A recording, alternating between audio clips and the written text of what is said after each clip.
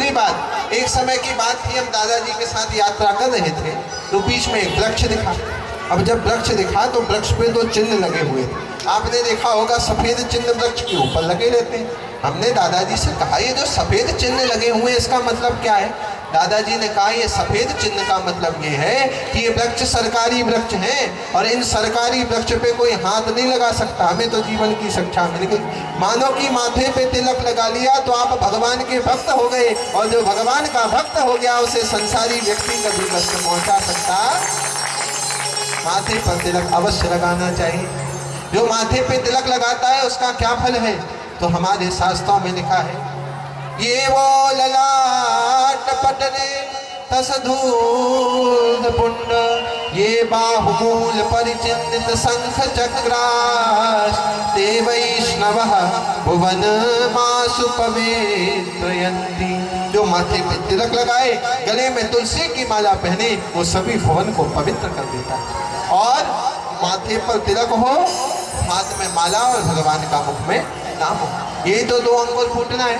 और इसके बाद जब अंकुर फूटे, पौधा बना, तो पौधे को सबसे ज़्यादा खतरा किससे है? किससे है?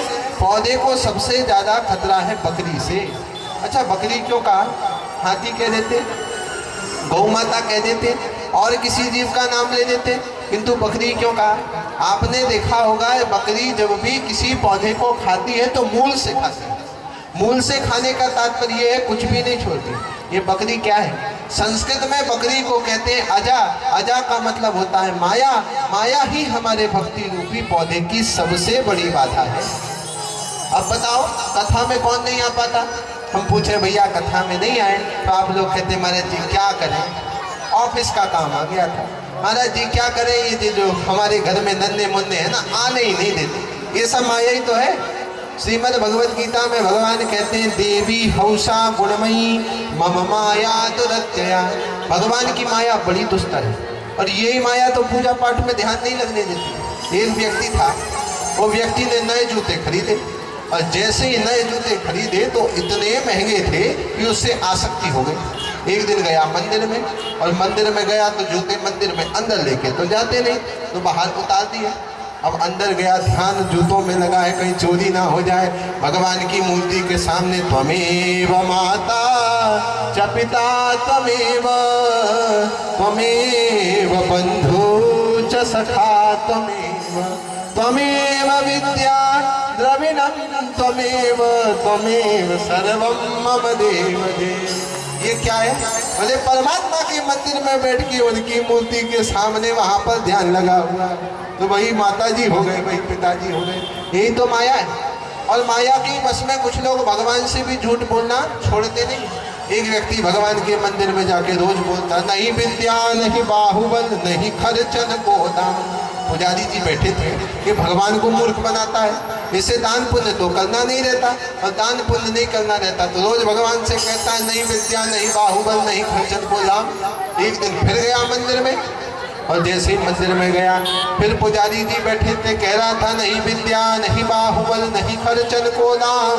इतने में पुजारी जी बोले 10 लाख पड़े बैंक में सो नहीं जानत राम।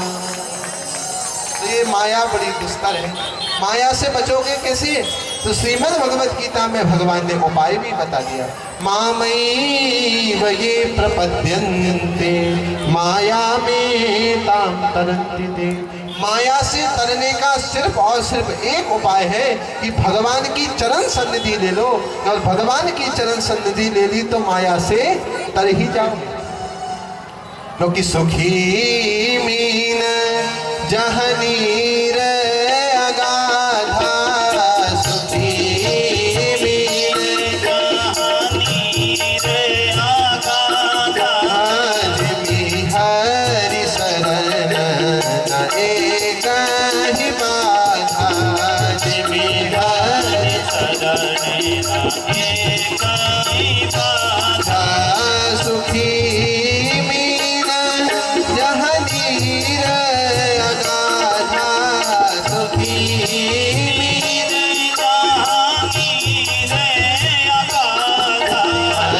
हरि शरण न एक ही बाधा। सुखी शरण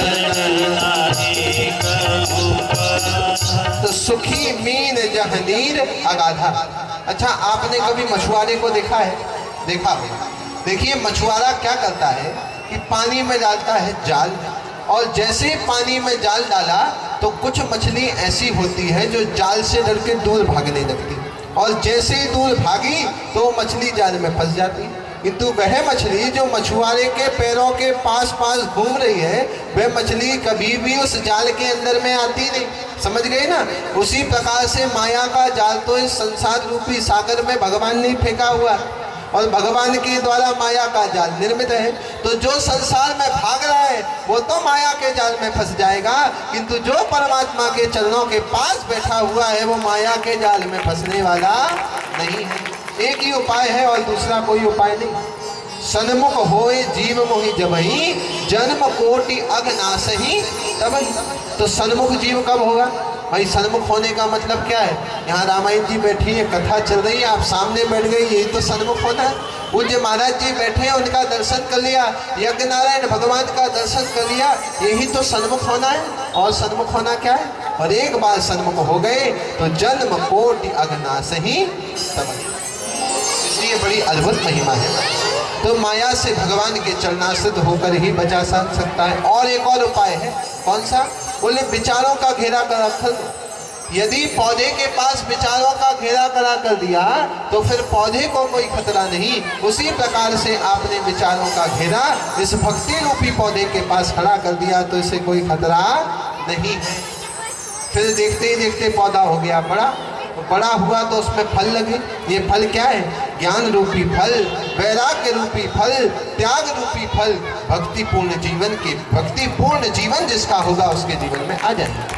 और एक और बात ध्यान से सुनो, भक्ति की तुलना वृक्ष से ही क्यों करी, तरु से ही क्यों करी? क्योंकि तारयति इति तरु, जो तार दे वही तरु है, जो तार दे वही तरु है। कहने का तात्पर्य है कि जब बाढ़ आती है, आपको इस पार से उस पार जाना है तो क्या करते हो? नाव बनाते हो, और नाव में बैठ के जाते हो। नाव किसकी होती है? लकड़ी की होती है कि नहीं? तो नाव का काम क्या है? नाव आपको इस पार से उस पार लगाती है, मतलब तारती है। उसी प्रकार से भक्ति क्या करती है? बोले तारयति इति तरु। इसी प्रकार से भक्ति भी आपको भव सागर से पार कर देती है, इसलिए वृक्ष से तुलना करें। दूसरी बात, वृक्ष के नीचे कोई नियम नहीं कि ब्राह्मण ही आएगा, कि क्षत्रिय, की वैश्य, की शूद्र। ब्रह्म के वृक्ष के नीचे तो कोई भी आ सकता है। उसी प्रकार से ऐसा नहीं है माताओं कि सिर्फ और सिर्फ ब्राह्मण कोई भक्ति करने का अधिकार है, या अन्य किसी प्रजाति के व्यक्ति को। भक्ति तो कोई भी कर सकता है, सबको भक्ति करने का अधिकार। भक्ति करने का अधिकार प्रत्येक व्यक्ति को प्राप्त है। तीसरी बात, ये जो वृक्ष होता है ना, ये वृक्ष बड़ा परोपकारी होता है, सभी को फल देता है, किसी से कुछ लेता नहीं। उसी प्रकार से भक्ति भी बड़ी परोपकारी होती है। इसीलिए गुरु की शरणागति ली गई, गुरु का ध्यान किया गया। प्रत्येक व्यक्ति को अपने जीवन में गुरु मंत्र जरूर लेना चाहिए। गुरु मंत्र जब ले लेगा तभी तो ब्रह्म संबंध स्थापित होगा। बहुत ध्यान से सुनना, गोस्वामी तुलसीदास जी 80 घाट पर बनारस में रोज नित्य साधना करा करते थे और रामचरितमानस का निर्माण कर रहे थे। इतने में ही देखते देखते दो चोर आए भागते भागते। जैसे ही भागते भागते आए, गोस्वामी जी के चरणों को पकड़ा, कहा राजा हमें पकड़ रहे, चोरी करके आए, ऐसी कुछ कृपा करो कि हम उस पार चले जाएं। गोस्वामी जी ने कहा क्या करें? तो गोस्वामी जी गए कुटिया में, और कुटिया में जाके गोस्वामी जी पुड़िया बना के लाए। जैसे पुड़िया बना के लाए, उन दोनों के हाथ में रख दी, कहा इस पुड़िया को लेके पार हो जाओ, बड़ी आसानी से पार हो जाओ। दोनों बढ़िया तैरते तैरते, जबकि तैरना आता नहीं था, इतनी गहरी नदी में भी पार हो गए। एक ने सोचा जरा देखें तो पुड़िया में लिखा क्या है। पुड़िया खोली तो पुड़िया में तो राम नाम लिखा। दूसरे ने कहा हमारी तो हैंडराइटिंग बाबा जी से अच्छी है, हम ही राम नाम लिख देते। बहुत सारी पुड़िया तैयार करी राम नाम की, और फिर हाथों में पकड़ी, और हाथों में पकड़ के सोचा अब फिर पार होने की कोशिश करते हैं। जैसे ही पुड़िया को पकड़ के पार होने की कोशिश करी तो क्या कहें महाराज, डूबने लगे। बड़ी मुश्किल से बचे। पास में एक नाव वाला आया, उसने नाव में बिठाला, फिर जाके पार लगाया। ये लोग गए गोस्वामी जी के पास और गोस्वामी जी से पूछा बाबा जी एक बात कहीं बुरा तो नहीं मानोगे? बाबा जी ने कहा कहो। अरे बाबा जी, हम ये कहना चाह रहे हैं कि आपने जो पुड़िया दी थी उसमें भी राम नाम लिखा था। उस पुड़िया के सहारे तो हम इस नदी से पार हो गए। फिर हमने सोचा हम भी लिख के देख लें, हमने भी पुड़िया में राम नाम लिखा और जैसे ही पार होने की कोशिश करी तो पार नहीं हो पाए। इसका कारण क्या है? गोस्वामी जी ने कहा, बुरा मत मानना, जो मेरे द्वारा राम नाम लिखा था वो संत के द्वारा लिखा हुआ राम नाम था, और तुम्हारे द्वारा लिखा हुआ राम नाम चोर के द्वारा लिखा हुआ राम नाम था, और प्रभाव तो संत के ही राम नाम का पड़ता है। इसलिए गुरु के द्वारा जो मंत्र आप प्राप्त करते हो उसमें शक्ति है, और वो मंत्र ही आपको ऊर्जा प्रदान करता है। संतों को प्रणाम किया, इसके बाद सबसे पहले ब्राह्मणों को प्रणाम किया। वंदहु प्रथम महीसुर चरणा, वंदहु प्रथम महीसुर चरणा, मोह जनित संशय सब हरणा, मोह जनित सब हरणा। वंदहु प्रथम महीसुर चरणा, वंदहु प्रथम महीसुर चरणा, मोह जनित संशय सब हरणा, मोह जनित संशय सब हरणा। महीसुर का मतलब होता है, मही मतलब पृथ्वी, सुर मतलब देवता, भूमि का देवता ब्राह्मण है। ब्राह्मण के चरणों में प्रणाम। व्यासपीठ से एक बात निवेदन करना चाहिए, आपके यहाँ जब कोई शादी होती है, कोई बड़ा बड़ा विवाह होता है, तो जरा बताना डीजे के लिए कितने खर्च करते हो? 20,000। गार्डन करने के लिए 2 लाख, कितना खर्च करते हो? और पंडित से बोलते हो, पुजारी जी एक बात बताओ, ये जरा 2100 रुपये में काम चल जाएगा? सबसे बड़ी विडंबना हमारी है, आज कोई पंडित नहीं चाहता कि मेरा बेटा पंडित बने। चाहता है क्या? क्यों? क्योंकि उसे पता है कि मैंने जितना कष्ट झेला है, मेरा कष्ट उतना कष्ट मेरे बालक को नहीं सहन करना। इसमें गलती हमारी है, इसमें गलती हमारी है। और सबसे बड़ी गलती हमारी यह है कि हम ब्राह्मणों को आज सम्मान नहीं देके उनकी दक्षिणा कम कर रहे हैं। हम ये नहीं कहते, व्यासपीठ से स्पष्ट रूप से कहते हैं, ठाकुर जी की कृपा से हमें 1 रुपये नहीं चाहिए। हम तो कथा सिर्फ और सिर्फ राम जी के लिए करते हैं, दाम के लिए नहीं करते। और कथा तो राम के लिए होनी चाहिए, दाम के लिए नहीं होनी चाहिए। किंतु जो ब्राह्मण बालक जिन्हें आवश्यकता है, आप उन्हें समुचित धनराशि अवश्य प्रदान करें।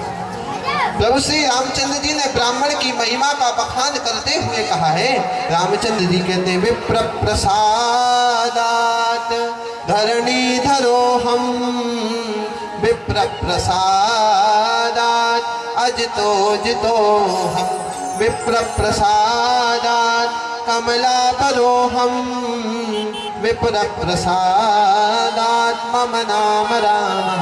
राम जी कहते हैं, ब्राह्मणों के ही प्रसाद से मैंने भूमि को धारण किया, ब्राह्मणों के ही प्रसाद से मैंने कमला सीता जी का वर्ण किया, ब्राह्मणों के ही प्रसाद से मैंने राक्षस रावण को मारा, और ब्राह्मणों के ही प्रसाद से मेरा नाम राम है। इतने ब्राह्मण भक्त प्रभु श्री रामचंद्र जी हो।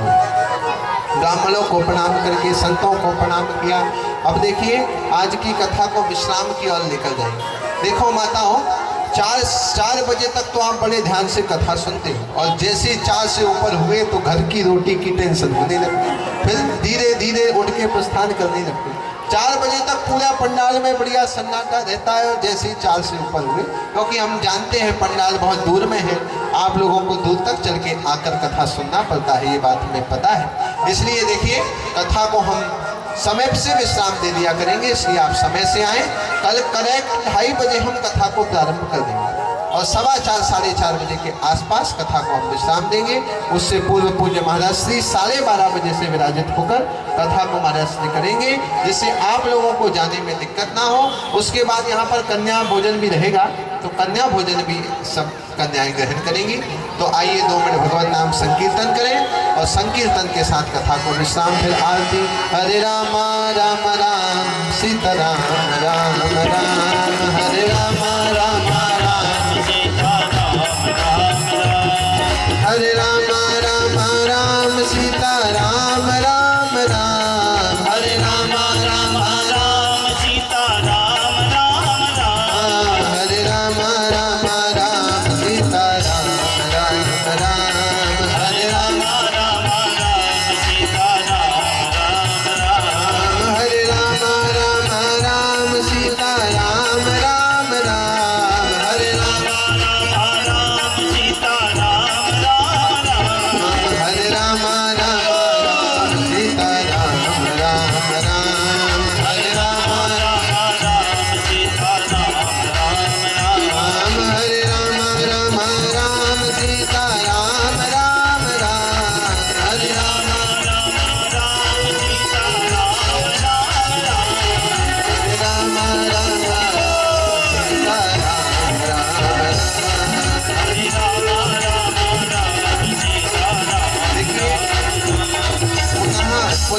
बाद पूज्य महाराज श्री पधारे हैं। आप तो हमारे दादाजी के ही समान हैं, इसलिए गुजरवाड़ा में ही महाराज श्री का निवास है। तो आपकी उपस्थिति हुई, आज आपने पूरी कथा को श्रवण किया। पुनः महाराज श्री को प्रणाम एक बार। आइए 2 मिनट प्रणाम। हरे राम राम राम सीता राम राम राम, हरे राम राम राम सीता राम सीता राम राम राम सीता राम राम राम सीता राम राम राम सीता राम राम राम, हरे राम राम सीता राम राम राम, हरे राम राम राम सीता राम राम राम सीता राम राम राम सीता राम राम राम सीता राम राम राम सीता राम राम राम।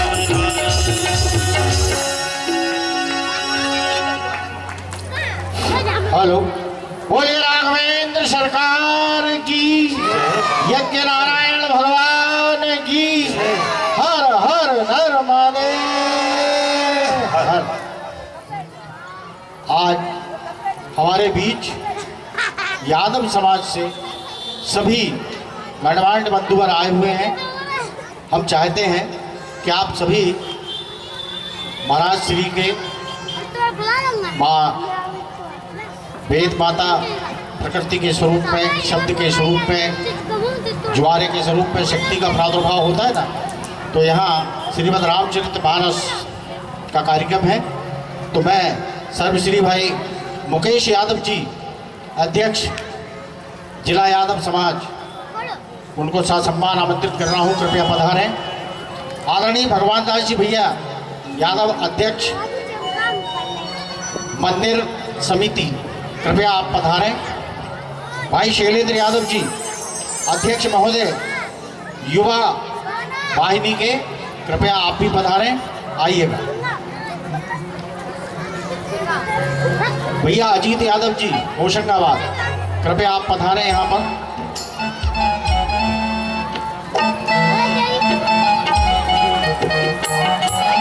भाई नीलेश यादव जी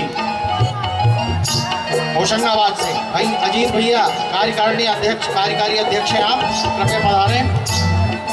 भाई मुकेश यादव जी मालाखेड़ी से, कृपया आप भी पधारें। समौन से भाई देवेंद्र यादव जी, कृपया आप भी पधारें। आगमऊ से पधारे हुए भाई राजा यादव, कृपया पधारें। गुजरवाड़ा जनपद सदस्य प्रतिनिधि भाई भरतदास जी यादव, कृपया पधारें। सचिव बंजरवाड़ा से, हेलो, बंजरवाड़ा से अर्जुन सिंह यादव सचिव महोदय, जिनके द्वारा आज यहाँ भंडारे का भी कार्यक्रम है, कन्याओं का भंडारा होना है, ये भी सूचित कर दूं मैं आपको। हमारे भिकोरी बनवासा से बारेलाल जी यादव, कृपया आप भी पधारें। पुष्पेंद्र जी पांडे साहब हमारे बीच पधारे हुए हैं, कृपया आप भी पधारें। और इसी क्रम को गति देते हुए हमारे आदरणीय दुलारे भैया, कृपया आप भी पधारें। नगवाड़ा से पधारे हुए भानपुर से भिखारी लाल जी यादव, कृपया आप भी पधारें। माना गांव से भाई सुरेंद्र यादव, आइए आप भी आशीर्वाद प्राप्त करें। मोहारी से ग्यारसा लाल जी यादव, कृपया आप भी पधारें। चपलासर से पधारे हुए हमारे विनोद यादव जी, कृपया आप भी पधारें। फैक्ट्री से हरिशंकर जी यादव, कृपया आप भी पधारें। रूपापुर से भैया भोजराज जी यादव, कृपया आप भी यहाँ पधारें। और हमारे करीब बाबई से पधारे हुए भाई संतोष जी अग्रवाल, कृपया आप भी यहाँ पधारें और पूज्यवर से आशीर्वाद लें। हरि अनंत, हरि कथा अनंता, ईश्वर के चरित्र अनंत हैं और 33 करोड़ देवता भी हैं। तो ये अथाह सागर है और इस सागर में हम गोते लगा रहे हैं। राम कथामृत, अमृत, और अमृत से अमरता आती है। तो ऐसी कथा में आप सब लोग विराजते हैं। मैं आपको साधुवाद देता हूं, धन्यवाद देता हूं। बिना किसी भूमिका के समय को जाया ना करते हुए अब मैं आदरणीय जमुना प्रसाद जी यादव बादशाह साहब से अनुरोध करूंगा कि हमारी आरती की तैयारी करें, क्योंकि इस आरती के पश्चात माँ भवानी जिनका यज्ञ हो रहा है उस महायज्ञ में भी आरती होना है। तो कृपया आप सभी लोग ससम्मान अपने स्थान पर उपस्थिति दें, खड़े हो जाएं और आरती में शामिल हों। बोलिए राघवेंद्र सरकार की।